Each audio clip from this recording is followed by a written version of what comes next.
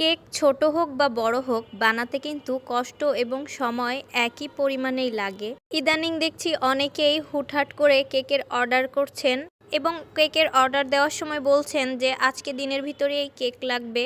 2 ঘন্টা বা 3 ঘন্টার একটা লিমিটে সময় দিয়ে দিচ্ছেন। তো এত অল্প সময়ে আমি কিভাবে কেক তৈরি করে দিব?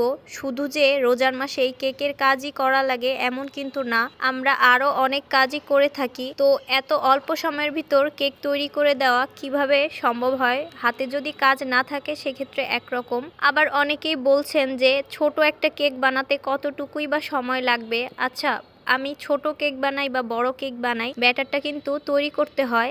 এরপর কেকটাকে বেক করে তারপর ক্রিম দিয়ে ডেকোরেশন করতে হয়।